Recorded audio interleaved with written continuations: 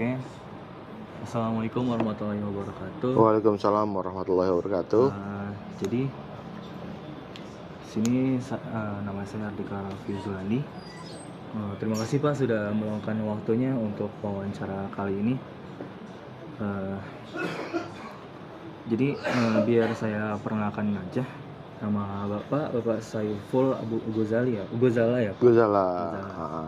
Bapak ini Dewan Kota Jakarta Utara, ketua ya Pak? Ketua Dewan Kota Jakarta Utara. Ketua betul. Dewan Kota Jakarta Utara.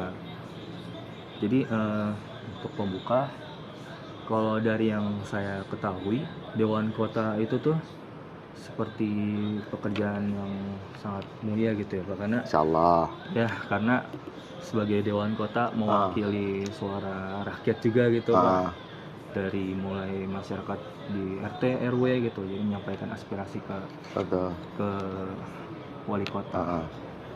Jadi kalau menurut dari Bapak, kenapa sih Pak, atau ada apa awalnya gimana Bapak bisa terjun ke dunia Dewan Kota ini gitu Pak?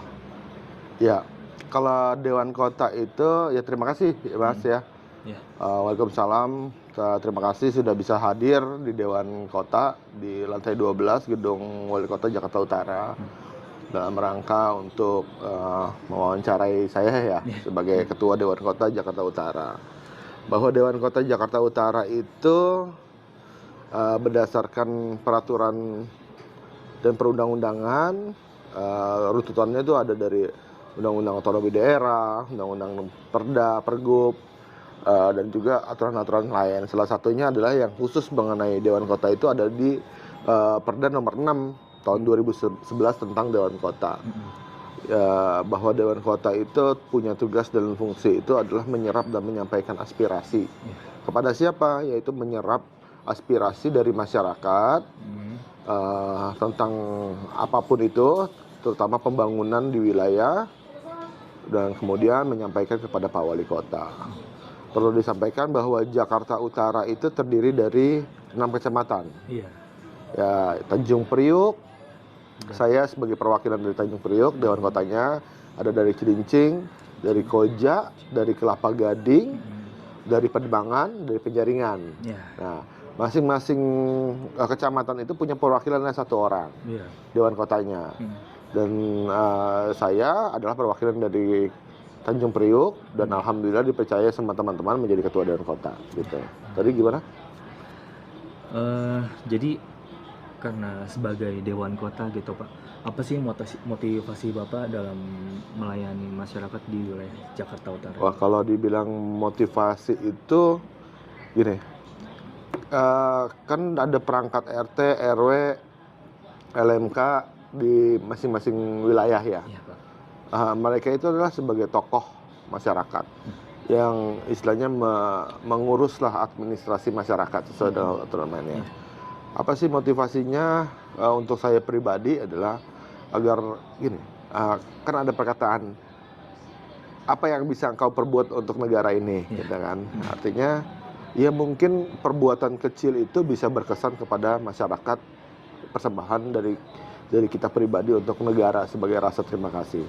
Motivasi saya adalah untuk bisa mengabdilah kepada masyarakat, bisa melayani masyarakat, kendala-kendala yang dihadapi oleh masyarakat di bawah itu bisa kita salurkan dan juga bisa kita realisasikan bila itu memang positif gitu.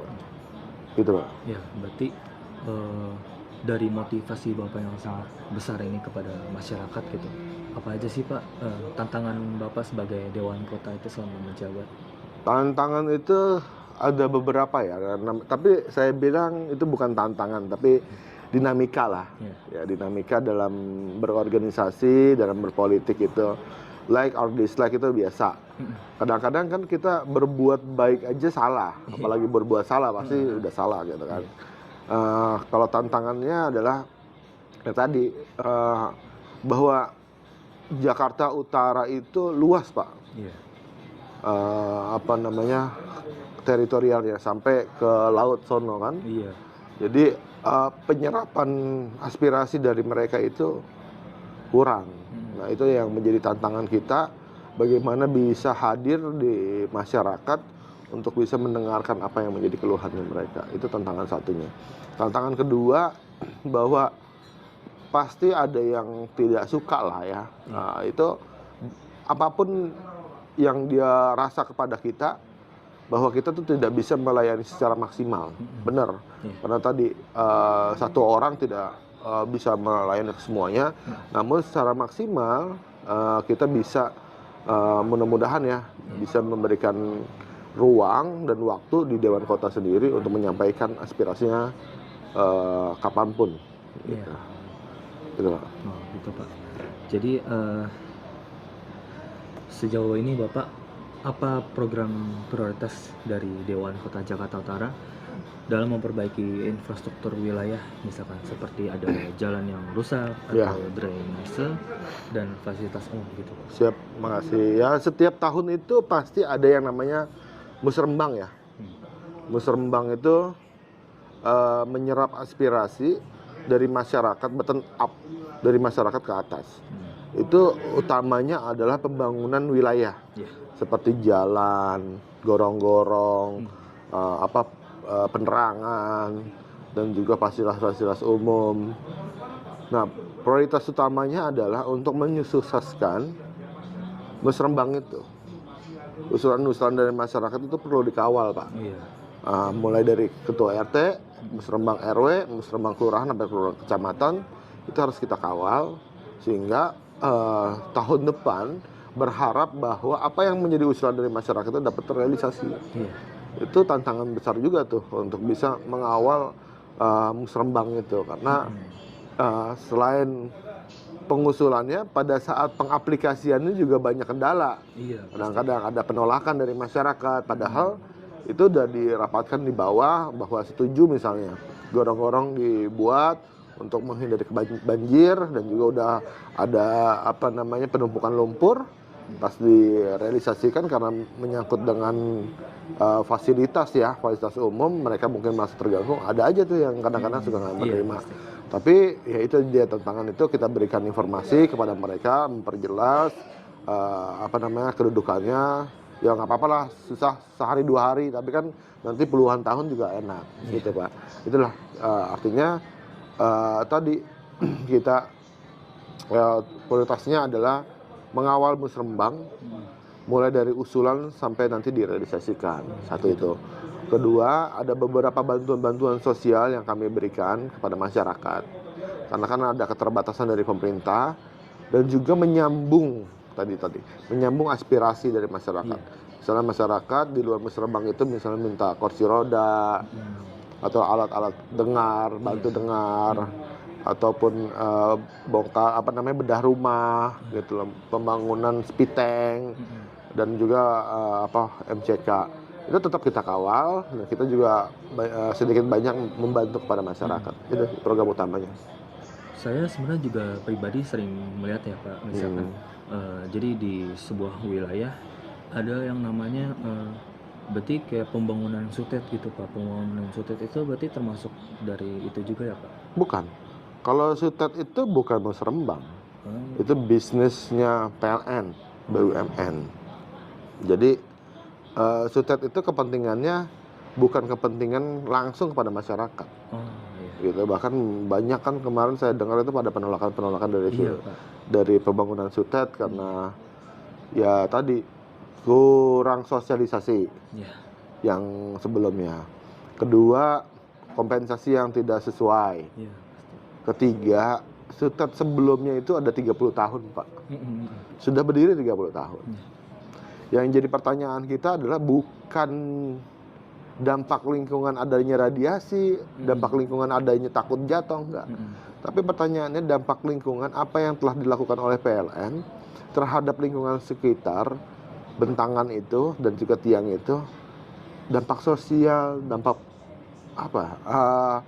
Dia pernah nggak hadir di tengah-tengah masyarakat karena ada PLN di situ, korporasi besar, perusahaan besar datang ke masyarakat. Ada nggak sih anak-anak yang putus sekolah?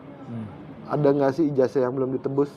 Ada sih anak yatim yang perlu disantuni? Ada nggak sih orang-orang susah atau anak-anak muda yang kreatif yang perlu disalurkan sebenarnya? Nggak ada. Nggak ada dampak apa-apanya. Justru dia berdampak sosial yang sangat besar itu. Dan tidak punya dampak yang positif terhadap masyarakat. Berarti Gitu. memang pembangunan Sutet itu bukan hasil kolaborasi dari pemerintah juga gitu berarti. Sebetulnya memang harusnya kan kolaborasi. Yang penting itu kan bukan hanya sekedar sama pemerintahnya aja, tapi juga masyarakat. Bahwa sesungguhnya kan itu katanya demi kepentingan masyarakat. Ya coba dong masyarakatnya diinformasiin. Tadi saya bilang di opini, dilihat gitu loh. Setidaknya seperti itu. Nanti kalau misalnya ada sesuatu juga, kalau masyarakatnya sudah diopini, udah dilihat, udah didengar, pasti yang bela masyarakat kok. Iya, pasti. Gitu. Oke Pak, berarti menurut dari Bapak sendiri bagaimana Dewan Kota sebagai Dewan Kota berkolaborasi dengan pemerintah provinsi untuk mengatasi masalah banjir gitu, apalagi kan di Tanjung Priok ini memang sering banjir ya Pak. Ya, Di dekat laut iya. gitu, Pak. Memang kalau korelasinya sama pemerintah itu memang besar ya. Dewan Kota itu adalah tadi jembatan. Tadi kan saya bilang waktu awal itu Dewan Kota adalah sebagai jembatan antara masyarakat dan pemerintah. Karena Dewan Kota itu tidak punya unsur budgeting. Tapi pemerintah lah yang punya unsur budgeting. Dia yang menganggarkan aspirasi-aspirasi yang melalui bus terbang tadi itu. Nah, kalau banjir di Jakarta Utara, alhamdulillah titik banjir itu sudah berkurang. Iya. Karena memang banjir itu bisa disebabkan dari rob dan juga dari buangan dari sungai-sungai. Iya. Dari puncak kalau apabila memang iya. hujan. Kalau misalnya hujan itu lokal hanya di Jakarta saja, saya rasa aman. Nah artinya kan itu kanal-kanal itu harus dirapikan, gitu kan, pembangunan yang katanya Giant Sea lah apa macam-macam itu harus dilakukan. Itu proyek besar pemerintah, gitu. Ya kami Dewan Kota harus mensupport, mendukung, karena itu dampaknya langsung kepada masyarakat, gitu Pak. Memang sih soalnya itu dulu kan saya sempat teringat mungkin 10 tahun yang lalu bahkan sampai di depan wali kota ini aja banjirnya tinggi banget gitu sampai dulu waktu masih kecil kan, iya, sekarang udah enggak kan? Iya, sekarang mungkin udah enggak. Paling kan banjir itu kalau mungkin Cepet, di kali depan kan di Swasembada di depan ada kalinya meluap gitu jadi merembet gitu. Ya tadi kan tadi ada diturap itu kali kan nggak lama, dan tadi dibangun gorong-gorong melalui hasil musrembang ya kan untuk bisa ya tadi menghindari banjir. Dan juga pemerintah DKI Jakarta telah membuat beberapa waduk dan juga pintu-pintu air. Kayak kemarin diresmikan ada yang disuntar tuh waduknya dan juga pintu air disuntar, pompa air di situ. Gitu. Jadi salah satunya itu untuk menanggulangi banjir yang akan mungkin terjadi suatu saat. Berarti memang Dewan Kotanya memang banyak sekali kontribusinya Pak kepada masyarakat. Walaupun mungkin masyarakat sendiri mungkin bagi yang awam mungkin kurang mengenal Dewan Kota gitu. Ya. Saya akuin itu Dewan Kota kurang dikenal sama masyarakat luas. Tapi saya rasa karena mungkin kurang tahunya masyarakat dan ketidaktahuannya masyarakat sebetulnya. Iya. Karena kadang-kadang yang saya tahunya cuma RT RW, iya karena pergaulannya cuma di RT RW. Iya. Gitu loh. Dia nggak tahu yang namanya ada Dewan Kota apa gitu kan. Cuman nggak apa-apa, itu kan bagian dari upaya kita nanti untuk mensosialisasikan apa sih Dewan Kota gitu. Karena mas sebenarnya dari Bapak pribadi juga saya udah baca-baca, Bapak sendiri udah melakukan kayak transparansi media gitu Pak. Jadi kayak aktivitas Dewan Kota atau pasti ada selalu di-upload di sosial media. Jadi biar masyarakat sendiri tahu gitu loh bagaimana kerja dari pemerintah itu seperti apa gitu Pak. Oh, udah baca, udah lihat-lihat gitu. Iya Pak. Misalkan kayak yang pemberian kursi roda gitu. Ya alhamdulillah Dewan Kota saya pribadi kemarin itu sudah banyak menyalurkan hampir sekitar 20-25 kursi roda kepada masyarakat sesuai dengan kebutuhan masyarakat. Ini aja masih terus berjalan.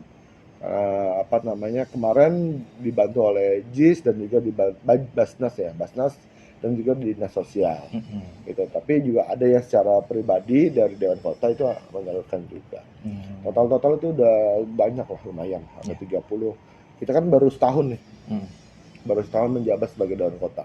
Tapi alhamdulillah sudah lebih dari 30 kursi roda kita udah salurkan gitu. Berarti memang walaupun terbilang bukan bantuan yang gimana gitu, tapi sangat membantu bagi yang telah mendapatkan bantuan. Iya, Apalagi betul. ya kursi roda itu memang penting sekali buat aktivitas bagi yang membutuhkan gitu Iya, ya Pak. betul. Iya. Iya, mungkin kalau buat kita yang sehat sih nggak masalah itu Pak, buat apa sih? Tapi kan buat orang-orang yang memang membutuhkan tadi kan, Iya. dia harus mobile kemana-kemana, nggak ada bantuan kursi roda kan susah. Yang lain juga Iya. dengan adanya bantuan kursi roda memudahkan lah perjalanan mereka. Terutama buat yang lansia juga Nah iya itu, seperti ya. lansia dan juga punya penyakit-penyakit kronis kan. Mm-mm. Ada beberapa yang stroke ataupun penyakit-penyakit yang lain. Iya. Oke Pak, berarti apa ada rencana gitu Pak pengembangan ruang terbuka hijau di area publik di wilayah ini mungkin Pak? Iya, itu dia. Ruang terbuka hijau di Jakarta itu sangat sedikit. Iya. Karena tadi sudah padatnya jumlah penduduk di Jakarta, terutama Jakarta Utara. Iya. Di dalam rumah itu saja kadang-kadang ada terdapat 5-10 kakak. Iya. Pas. Saya nggak kayak begitu di Jakarta Utara. Saking sempitnya ruang itu, sehingga tidak ada makhluk lain yang bisa menempati selain manusia gitu Iya, loh. iya. Kita kepengen ruang terbuka hijau itu penting karena kan sebagai penyerap dan juga menyaring udara-udara kotor yang ada di lingkungan kan. Iya. Sebagai paru-paru lah, sebagai penyaring biar kita sehat. Namun bagaimana? Kondisi Jakarta Utara itu sudah sangat sempit. Iya. Tapi pemerintah, gubernur, itu kan kita punya beberapa EPETRA ya, ruang terbuka hijau tuh EPETRA, ya mensosialisasikan untuk bisa mempertahankan menanam pohon-pohon yang ada dan juga membuka taman-taman yang di bawah tol tuh, karena tol itu sangat tadi saya bilang tidak ada kontribusinya ke masyarakat. Iya. Bahkan bangunan tol di bawah tol itu tidak ada yang ngurus Pak. Iya. Lorong-lorong tol itu jadi tempat narkoba, jadi tempat sampah, kumuh, parkiran-parkiran liar. Iya. Dan dari pihak tol itu tidak ada yang mau peduli tentang lingkungannya itu. Tidak ada yang menjaga sama sekali gitu Pak. Kalau misalnya di bawah itu dibikin taman, dibikin ruang terbuka hijau, dirapihin seperti di luar negeri, diurus, ditempatkan hal-hal yang positif di situ kan bisa dimanfaatkan oleh masyarakat sebagai sarana olahraga, sebagai balai-balai pertemuan masyarakat, tempat ibadah atau seperti apa, atau taman tadi itu ruang terbuka hijaunya di situ. Tapi pihak tol nggak ada yang peduli seperti itu. Gitu Pak. Berarti memang kepadatan di kota ini memang jadi tantangan sendiri, apalagi sangat untuk program misalkan kayak mengurangi polusi di Jakarta gitu kan. Karena Jakarta sendiri memang udah jadi kota yang padat gitu, jadi untuk menambah ruang terbuka hijau itu mungkin juga sangat sulit gitu. Iya, kalau misalnya semua pihak bisa berkolaborasi dan mau, sebetulnya sih nggak sulit. Pertanyaannya, mau nggak mereka? Kadang-kadang kan tadi pihak tol itu kan salah satu penyumbang karbon dioksida karena dia membuat jalur tol itu kan. Iya. Tol itu kan tanpa batas, ya kan? Iya, tanpa hambatan. Pertanyaannya, kalau misalnya udah macet aja, pihak tol itu tidak mau nutup gerbang tolnya untuk biar bisa lancar. Iya. Pihak tol tuh harus kan ada manajemen traffic di situ. Oh ya nih tol kapasitasnya 2000. Ini udah lebih dari 2000, tutup dulu biar dia keluar baru bisa masuk. Ini enggak, diplong aja, macet jadinya. Sehingga itu kan salah satu tempat yang memproduksi karbon. Nah, di bawah tol, di samping tol itu harus dibuatkan ruang terbuka hijau di sekeliling tolnya itu, dibuat itu nggak mau. Jika memang tol sendiri memang udah memiliki dampak yang agak negatif mungkin kepada masyarakat sekitar.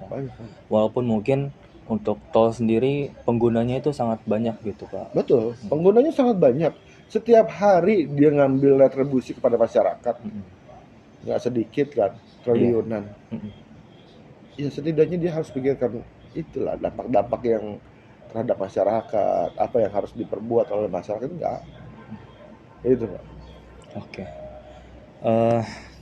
Berarti sebagai Dewan Kota nih Pak, sejauh mana sih peran dalam memastikan bahwa pelayanan publik seperti kesehatan, dan pendidikan dapat diakses secara merata oleh warga.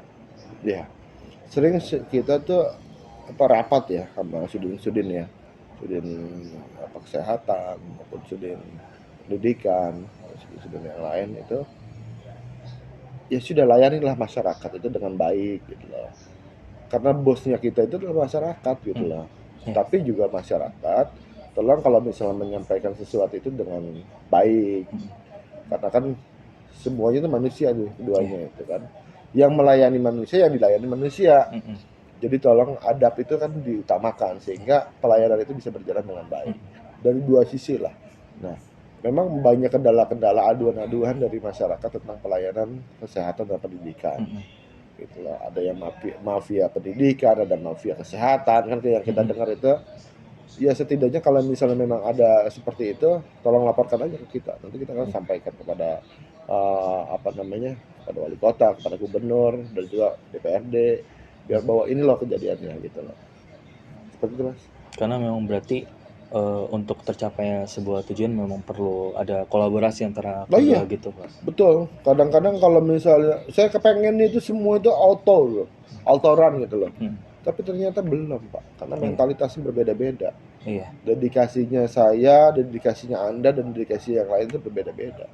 Orientasinya akan berbeda sehingga tadi perlu keseragaman bahwa kita ini adalah sebagai generasi atau sebagai manusia Indonesia yang ingin sama-sama berkembang sebetulnya. Itu aja sih. Kalau misalnya semuanya pengennya cuman gua doang yang berkembang, lu enggak, kan jadi susah jadinya begitu. Benar Pak. Ya kan? Oke. Jadi dari keluhan-keluhan tadi yang dari aduan-aduan itu, bagaimana sih Pak menanggapinya, aduan keluhan dari masyarakat mengenai pelayanan dari administrasi di tingkat kelurahan atau kecamatan? Iya, tadi kan bahwa Dewan Kota itu menyerap aspirasi dari masyarakat, ya salah satunya ada aduan-aduan tadi ya. Bagaimana menyalurkan ini? Perlu memang ada kanal-kanal penyaluran suatu aduan ataupun aspirasi dari pada masyarakat, sehingga nggak menjadi bola liar gitu.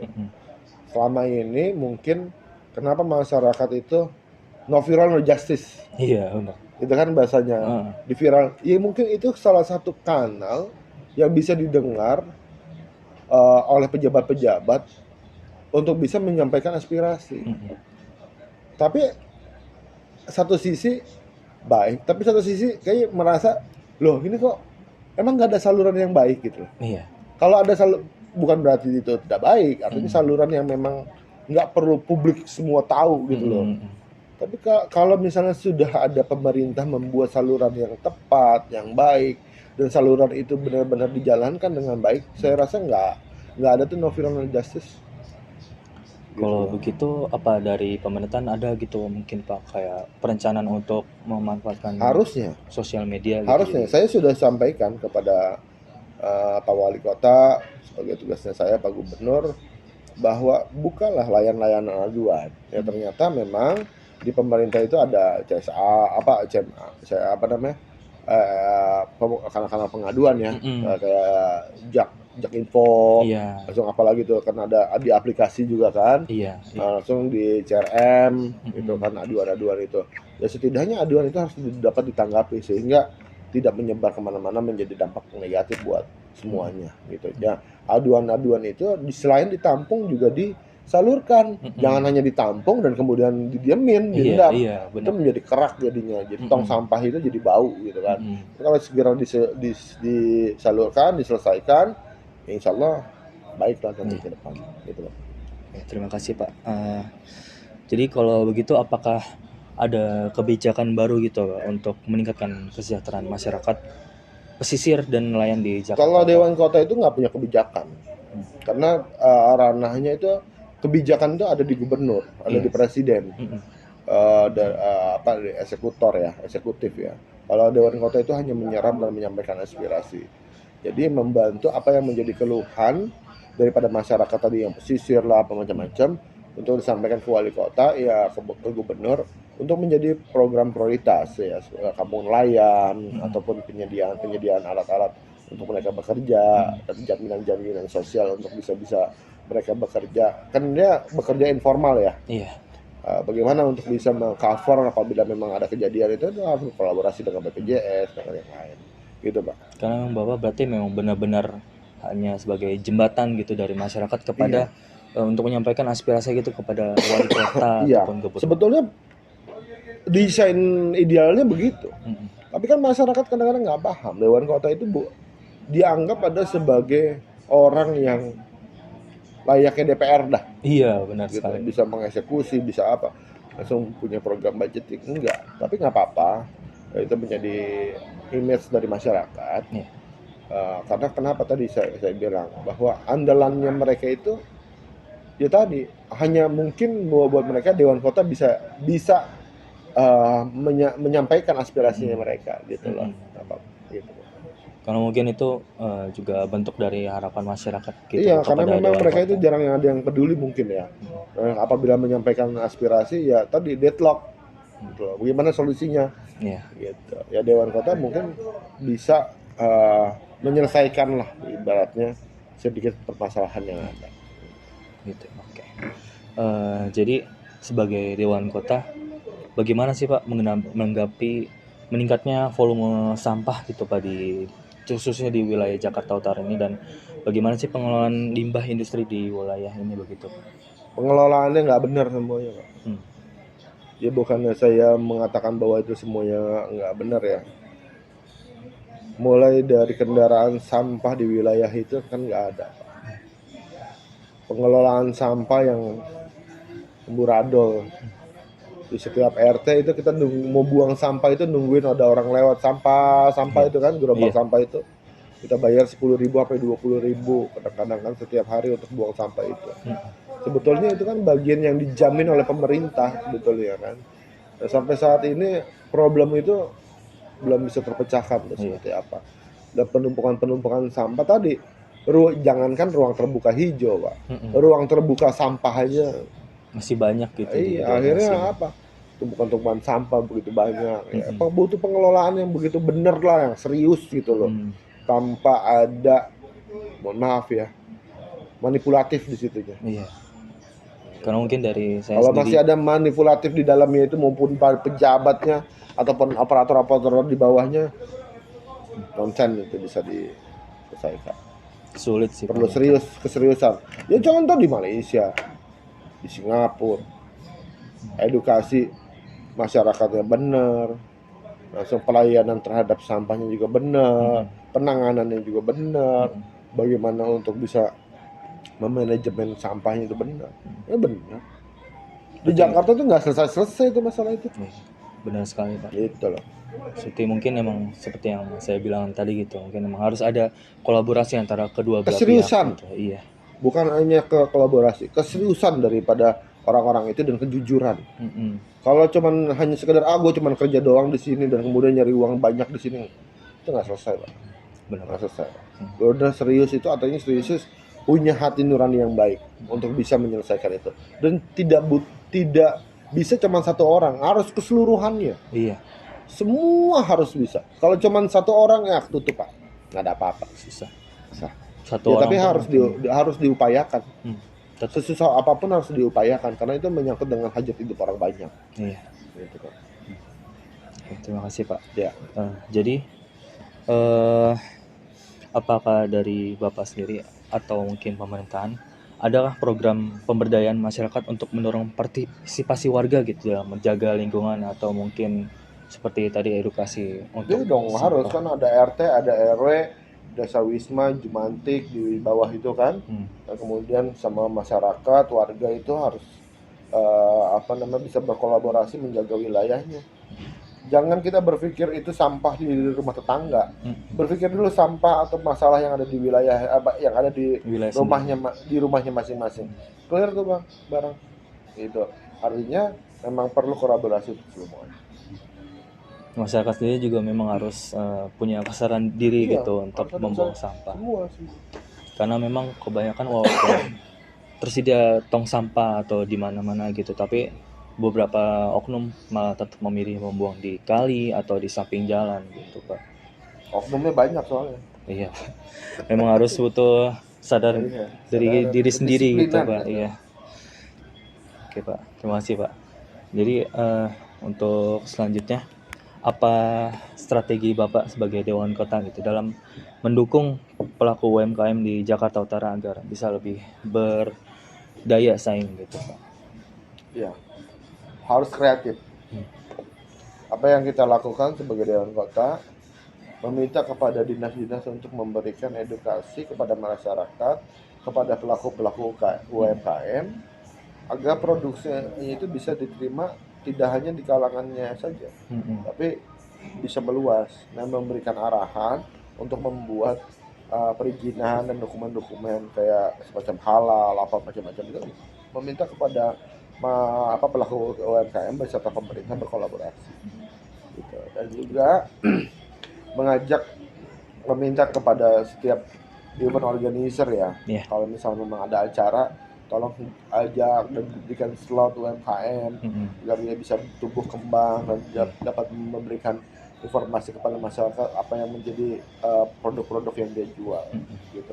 Dan saya minta sama pemerintah juga untuk memberikan ruang kepada UMKM, dialokasikan dengan baik gitu lah, sehingga Iya.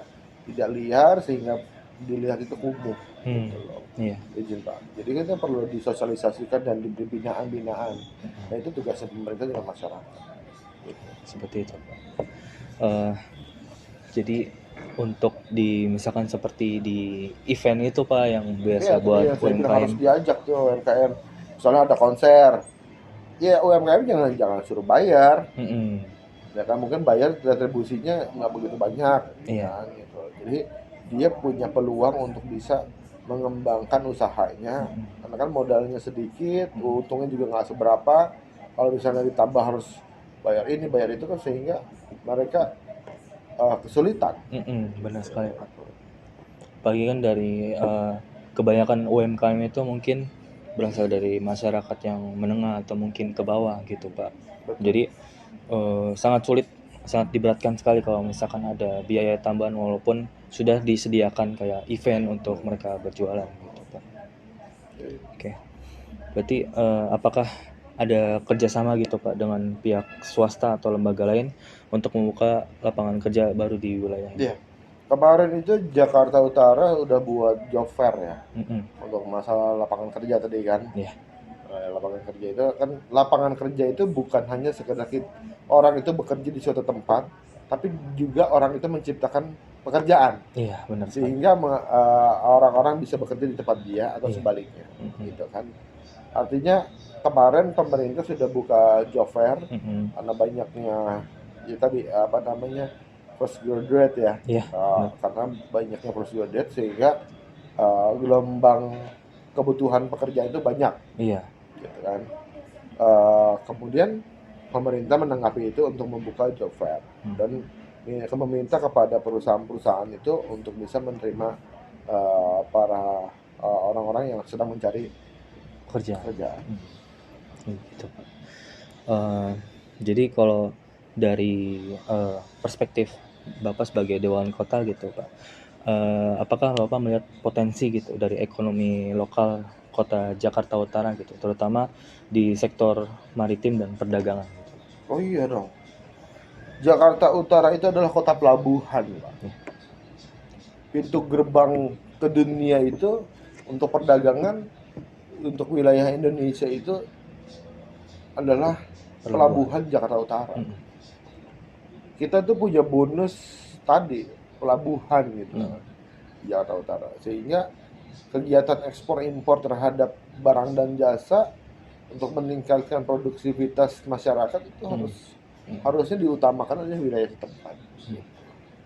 Karena Jakarta Utara itu banyak sekali yang namanya perusahaan-perusahahaan ekspedisi, MKL, muatan kapal laut, ya kan, langsung trailer, kontainer itu salah satu bisnis-bisnis juga yang besar di Jakarta Utara. Seperti itu. Jadi kalau misalkan dari sebelumnya ada masalah kayak polusi atau banjir, sampah, dari pertanyaan tersebut, dari ekspor dan impor nih Pak, kebetulan waktu beberapa tahun sebelumnya ada kemacetan terjadi Pak di Jakarta Utara, dan kalau tidak salah penyebabnya karena muatan kontainer yang begitu banyak di jalan gitu Pak. Apa dari Bapak sendiri udah menerima dari masyarakat itu seperti Ini apa? tadi saya bilang kan bahwa pelabuhan Jakarta Utara peti kemas itu sangat besar di Indonesia. Iya. Kapasitasnya udah berapa ribu. Pelabuhannya besar, Pak. Iya. Pertanyaannya infrastrukturnya besar. Iya. Infrastruktur yang mendukung menuju untuk pelabuhan itu dipikirkan nggak? Pertanyaan sampai sekarang, Anda kecil sampai sekarang, itu jalan segitu-segitu aja. Iya, benar sekali Pak. Mobil trailer makin banyak, mobil penumpang makin banyak, mobil pribadi makin banyak. Infrastrukturnya cuma segitu-segitu aja jalanan, bukan dibesarin sehingga bisa menampung, melancarkan kontainer, melancarkan kendaraan-kendaraan yang ada di wilayah pelabuhan. Nah itu deh, saya minta kepada pelabuhan itu untuk bekerja sama pemerintah untuk bisa tadi memikirkan tadi Iya. dan melaksanakan pembangunan di wilayah Jakarta Utara, terutama untuk jalan yang menyangkut dengan mobilitas pekerjaannya pelabuhan, gitu. Dan kantong-kantong parkir untuk trailer itu disediakan harusnya Iya. oleh Pelindo. Ya entah bagaimana dia gusur ruangan atau seperti apa ya kan, untuk bisa menampung apabila ada ngebludaknya muatan ekspor impor itu, sehingga pada saat loading unloading itu lebih cepat. Iya. Dan kemudian mobil-mobil yang menunggu itu tidak ngebetakan di jalan Sampai raya kemacetan, sehingga gitu. mengakibatkan kemacetan dan mengganggu aktivitas orang lain. Gitu loh. Apalagi dari wilayah yang jalannya itu banyak kontainernya juga Pak, kebanyakan juga ada penyebab kayak kecelakaan Nah, gitu iya. Pak. Karena kenapa? Tadi budaya lalu lintasnya kita tuh masih sembraut, satu. Kedua, fasilitas umumnya tuh masih kacau. Masing-masing nggak ada yang peduli tentang itu. Saya kepengennya itu, ya tadi saya usulkan bahwa di Jakarta Utara itu dipisah jalur motor sama jalur mobil. Iya. Tidak hanya diberikan pemisahan, tapi juga penegasan di situ. Penindakan bahwa ini lo jalur motor lo untuk menjaga keamanan lo untuk bisa berkendara, jangan masuk ke jalur kontainer karena akan mengakibatkan kecelakaan tadi, hilangnya nyawa. Yang lebih fatalnya lagi gitu kan. Baratnya. Nah, kan sekarang nggak ada jalur itu. Ya bebas aja. Ya mobil, ya motor, ya di situ aja. Sehingga ya tadi crash antara mobil sama motor terjadi karena kan trailer itu kadang-kadang visibilitasnya kan kurang, Pak. Iya. Ya kan, motor itu dibawa kecil. Ya orang bukannya sengaja untuk ditabrak kan, memang realitanya itu begitu. Titik putihnya terlalu besar iya, gitu betul. Pak. Blank spotnya itu kita nggak bisa memahami. Apalagi dengan muatan yang full ya, yang banyak ya kan. Ngerem Senin, Kamis baru berhenti gitu ibaratnya kan. Padahal mah dari truk besar atau kontainer sendiri itu perlunya manajerial lalu lintas, langsung juga infrastruktur yang diperbaiki semuanya. Orang suruh masuk tol, tolnya dimahalin. Ya supirnya malah keberatan masuk tol. Iya, jadi nggak naik tol. Jadi akhirnya nggak naik tol, tolnya kosong yang memang disediain. Cobalah tol itu harganya nggak segitu mahal kan, hampir 24.000 kan masuk gitu. Iya. Coba kalau tolnya cuma 10.000 sama kayak tol masuk itu supir-supir itu.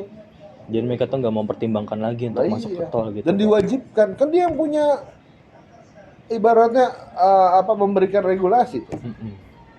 Setiap trailer yang mau masuk Tanjung Priok diwajibkan masuk tol yang dengan muatan sekian.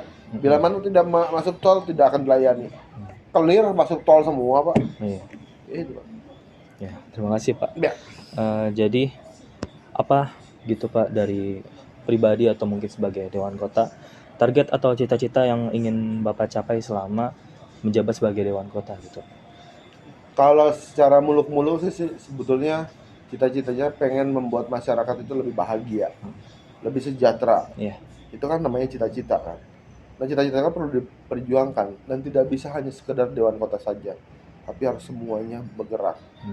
Gitu. Apa mungkin dari Bapak ada goals tersendiri Pak selama menjabat sebagai Dewan Kota Pak? Ya, tadi Dewan Kota harus tetap hadir di tengah-tengah masyarakat, bisa membantu menyalurkan dan menyampaikan aspirasi. Dan itu harus berjalan, gitu loh. Semoga Sesuai dengan amanah daripada Pergub yang ada. semoga Perdagangan. lancar dan tercapai gitu ya. Siapa? Makasih. Jadi untuk menurut Bapak nih Pak, seperti apa sih Pak idealnya Jakarta Utara 5 tahun ke depan gitu Pak? Kalau bicara ideal Jakarta Utara itu, saya kepengen Jakarta Utara itu seperti layaknya kota-kota pelabuhan. Bapak tahu nggak kota-kota pelabuhan di luar negeri itu? Ya. Hong Kong, Mm-mm. Singapura, LA, itu kan kota-kota pelabuhan.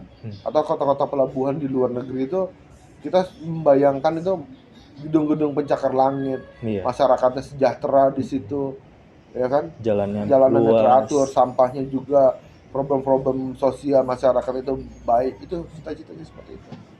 Kalau itu belum bisa terwujud, Jakarta masih seperti dulu aja, ya kita semua yang punya tanggung jawab. Gitu Pak. Mungkin dari satu perubahan mungkin bisa merubah yang lain juga gitu ya. Ya, betul. Jadi ini pertanyaan terakhir gitu Pak. Apa sih Pak pesan Bapak kepada generasi muda yang ingin ikut berkontribusi dalam pembangunan kota? Siapkan dirinya anak-anak muda ini untuk tantangan yang akan datang. Karena saya ini adalah produk 20 tahun yang lalu. Iya. Dan Anda ini adalah produk 20 tahun yang akan datang. Maka siapkanlah bukan hanya fisik dan mental. Jadi semua harus disiapkan, fisik, mental, dan pikiran. Artinya otaknya harus diisi dengan sekolah yang benar. Salah kalau misalnya nggak usah sekolah, yang penting beruntung enggak. Beruntung nggak beruntung, yang penting sekolah. Karena itu kewibawaan kita ada di situ. Suatu saat sekolah itu bukan hanya sekedar gengsi, tapi itu menjadi kewajiban. Iya, betul. Dengan sekolah ilmunya kita dapat. Apa yang kita belum tahu menjadi tahu. Sehingga itu bisa mengembangkan. Nah, apabila memang udah sekolah, kita harus bisa memfleksibelkan ilmunya kita kepada masyarakat. Jangan memaksakan ilmunya kepada masyarakat. Itu berbeda tuh. Memfleksibelkan dengan memaksakan. Sehingga kita bisa berkembang dan menciptakan lapangan-lapangan pekerjaan. Dan seandainya pun kita bisa bekerja secara profesional. Karena kenapa? Orientasinya bukan duit saja. Tapi orientasinya adalah pengembangan diri. Untuk bisa mencapai masa depan, bukan hanya kita saja, tapi untuk generasi-generasi yang akan datang. Kalau misalnya memang orientasinya tadi anak-anak mudanya, biar kaya. Karena memang framing-framing di Instagram, di media-media sosial itu kan punya Ferrari, punya Lamborghini, ibaratnya ya kan, Bitcoin, tiba-tiba jadi orang kaya, ya kan, tanpa ada perjuangan, tanpa ada susah-susah, gitu kan. Jadi di framing lah sama TV kepada anak muda, ya udah lu nggak usah sekolah, yang penting, mohon maaf ya, jadi TikToker lah, jadi video, itu boleh semuanya. Tapi kan nggak semuanya harus sama, gitu loh. Dan mereka bisa ke situ dengan apa? Dengan punya ilmu. Bagaimana bisa dapat ilmunya? Dari sekolah. Dari sekolah. Sekolah itu nggak hanya sekolah itu yang masuk ke kampus, enggak. Sekolah itu informal dan formal. Melalui kursus, pengembangan bakat, dan juga kayak begini kita bisa ketemu sama orang, itu kan bagian dari sekolah, mendidik dirinya, mencas otaknya, gitu loh, baik formal maupun informal, gitu Mas. Jadi anak-anak muda itu harus rajin sekolahnya, jangan main-main. Main-main boleh, tinggal diatur waktunya. Belajar itu harus happy, tapi nggak semuanya happy sehingga tidak belajar. Iya, betul. Gitu. Karena mungkin menurut saya pribadi juga ngambil kata buku adalah jendela dunia. Sekolah itu mungkin sebenarnya adalah pintu untuk karir seseorang gitu Pak. Jadi semuanya itu harus dimulai dari sekolah. Sehebat apapun lu nyetir mobil, kalau misalnya lu nggak punya SIM, walaupun SIM itu sebagai tanda lu bisa nyetir mobil, itu nonsen, tetap aja lu ditilang. Benar. Iya kan? Orang lu punya SIM aja kalau salah punya bisa ditilang, apalagi lu nggak punya SIM, Iya. itu ibaratnya. Nah, sekolah itu adalah sebagai bukti bahwa lu pernah belajar, benar. Sebagai bukti. Karena kenapa? Nggak mungkin lu ada pada saat gua lagi sekolah. Karena lu taunya gua sekolah itu melalui ijazah. Iya. Sebagai bukti kalau Iya. kita itu sudah terpelajar gitu Pak, sudah dibentuk pikirannya untuk Betul. siap ke dunia Karena gini loh, dewasa. nggak ada salah satu kampus atau sekolah pun yang menjamin Anda setelah lulus dari kampus ini menjadi orang kaya. Benar. Nggak ada. Tapi mereka menjamin bahwa kalian lulus dari sini dari yang tidak tahu menjadi tahu. Betul. Gitu kan? Dari kegelapan menuju ke terang. Iya. Terang menerang ini bukan hanya sekedar cuma lampu, karena ilmu itu adalah pelita buat semuanya. Betul. Bagaimana kita bisa buka botol seandainya kita tidak bisa punya ilmu untuk bagaimana memutar tutup botol itu biar bisa terbuka. Pasti dipecahin itu belingnya. Iya. Karena itu salah. Benar kita bisa buka tapi itu salah. Tidak sesuai dengan SOP-nya. Bagaimana kita bisa tahu SOP-nya dengan diberitahu melalui pendidikan. Informal maupun Mas, begini loh bukanya dari orang yang lebih tahu duluan. Ya kan begini. Bagaimana caranya bisa begini? Sekolah. Belajar gitu. Mengembangkan diri. Nah, anak-anak muda sekarang harus begitu. Jangan menjadi generasi nunduk. Generasi nunduk apa? Di kafe kalau orang dulu tuh kita ngobrol nih, tukar pikiran. Iya. Sekarang enggak, nunduk, main game Sendiri gitu. sendiri.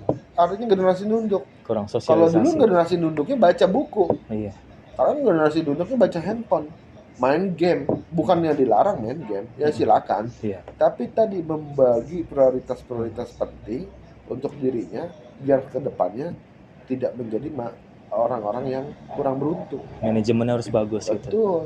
Gimana? Ya sekolah, mendedikasikan bersusah-susah dulu dah gue dah. Gue sekolah hari ini, gue belajar yang tadinya tidak tahu menjadi tahu pada saat diberikan pekerjaan. Oh ya ini gue udah dikasih tahu. Gitu Mas. Ya, karena mungkin melakukan hal yang benar dengan melakukan hal dengan cara yang benar itu sangat berbeda. Gitu. Dan jangan sungkan mencoba setelah kita dapat ilmunya. Oke Pak. Terima kasih Pak atas waktunya sudah mengikuti wawancara kali ini Pak. Semoga Bapak sebagai Dewan Kota terwujud cita-cita dan tujuan Bapak sebagai Dewan Kota. Dan semoga juga dari pihak masyarakat semakin tahu gitu Pak peran Bapak sebagai Dewan Kota di pemerintahan dan kepada masyarakat itu seperti apa. Oke. Terima kasih. Saya tutup. Assalamualaikum warahmatullahi wabarakatuh. Waalaikumsalam warahmatullahi wabarakatuh. Terima kasih Pak.